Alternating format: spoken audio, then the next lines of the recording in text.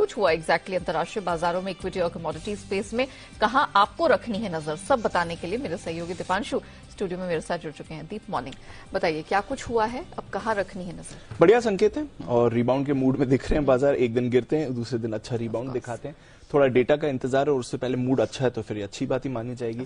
300 point गिरे थे Friday के दिन, उसके सामने कल 500 पॉइंट से ज्यादा 525 अंकों की उछाल आपने डाउ में देखी और एग्जैक्टली डेज हाई पर बंद होते हुए दिखा है डाउ। तो ये एक अच्छा संकेत आ रहा है, इसकी वजह से बाकी बाजारों में भी पॉजिटिविटी आपको आती हुई दिखी है।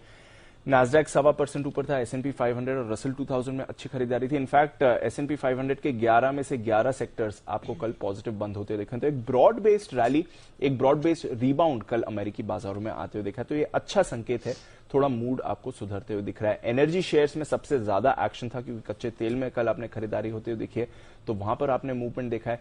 बैंक शेयर्स अच्छा परफॉर्म कर रहे थे, गोल्डमैन सैक्स के शेयर में आपने अच्छी खरीदारी देखी है, थोड़ी वो कॉस्ट कटिंग और करने जा रहे हैं। इसके साथ ही कल आईटी की दिग्गज ओरेकल के दमदार नतीजे आए थे जिसकी वजह से शेयर 2% उछलते हुए दिखा। तो ओवरऑल एक अच्छा मूड माहौल अमेरिकी बाजारों में बना हुआ है। 10 साल की बॉन्ड यील्ड भी 3.6% के आसपास है, थोड़ी बढ़त हुई है बट कोई परेशानी वाली बात यहां पर नहीं है। आज दो इंपॉर्टेंट इवेंट्स होने वाले हैं। एक तो FOMC फेड की 2 दिवसीय बैठक आज से शुरू हो रही है, बट आज के लिए ज्यादा इंपॉर्टेंट है उनका इन्फ्लेशन यानी कि महंगाई का डेटा आने वाला है नवंबर महीने के, और यहां पर गिरावट का अनुमान लगाया जा रहा है। तो अक्टूबर में जो 7.7% का आंकड़ा था वो अब गिरकर 7.3% आ सकता है, ऐसा बाजार मानकर चल रहा है। तो थोड़ा इन्फ्लेशन कूल ऑफ है और ये अगर इन्फ्लेशन कूल ऑफ आता है तो ये कंफर्म कर देगा कि फेड की तरफ से सिर्फ 0.5% की ही रेट बढ़ोतरी होनी चाहिए। तो वो थोड़ा आशाजनक हो चुका है बाजार। ऑब्वियसली फेड की कमेंट्री क्या आएगी ये काफी इंपॉर्टेंट रहने वाली है, बट आज के लिहाज से इस डेटा पर नजर रहेगी और बाजार अनुमान लगा रहा है कि ये कूल ऑफ होना चाहिए। हमने तो देखा कि हमारा इन्फ्लेशन सिग्निफिकेंटली कूल ऑफ कल होकर आया ही है। अब अमेरिकी इन्फ्लेशन डेटा पर हमारी नजर बनी रहेगी।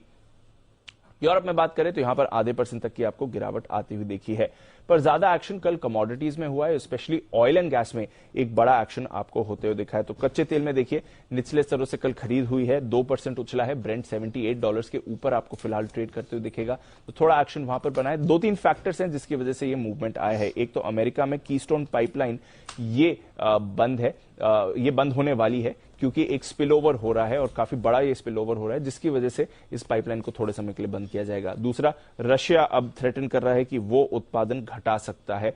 हालांकि इसका रियल इंपैक्ट क्या होगा ये देखना पड़ेगा क्योंकि ऑलरेडी रशियन तेल पर सैंक्शंस लगाने की बातें चल रही हैं। और चीन में कोविड जो लॉकडाउन है उसके रिलैक्सेशंस आ रहे हैं। बीजिंग और शंघाई में भी कई रिलैक्सेशंस किए गए हैं, तो वहां से अनुमान लगाया जा रहा है कि मांग बढ़ सकती है। इनफैक्ट बैंक ऑफ अमेरिका तो अनुमान लगा रहा है कि कच्चा तेल वापस $90 तक जा सकता है। तो all in all 2-3 factors combined आपको दिखा रहे हैं कि कच्चे तेल में थोड़ा एक्शन है। नेचुरल गैस में कल हमने देखा हमारे बाजारों में बड़ी तेजी बनी हुई थी। यूएस में भी 2 हफ्ते की ऊंचाई पर नेचुरल गैस है, तो एक बड़ा रिबाउंड कल वहां पर भी आते हुए दिखा। तो oil and gas in particular काफी बड़े एक्शन में है। बेस मेटल्स और एग्री कमोडिटीज मिले जुले रहे हैं। डॉलर इंडेक्स थोड़ा और बड़ा है बट कोई चिंता की बात नहीं है। बट हाँ, आज का जो इन्फ्लेशन डेटा आता है उस पर काफी डिपेंडेंट है और क्योंकि ये कूल ऑफ हो सकता है इसकी वजह से बाजार अच्छे मूड में आ चुके हैं। चलिए, तो बहुत सारे ट्रिगर्स है, डेटा है, न सिर्फ हमारे मार्केट में बल्कि अंतर्राष्ट्रीय बाजारों में भी, जिनके दम पर इक्विटी और कमोडिटी मार्केट में दिखेगा एक्शन, नजर वहां रहेगी। शुक्रिया दीप, पूरी डिटेल्स दर्शकों के सामने रखने के लिए। आइए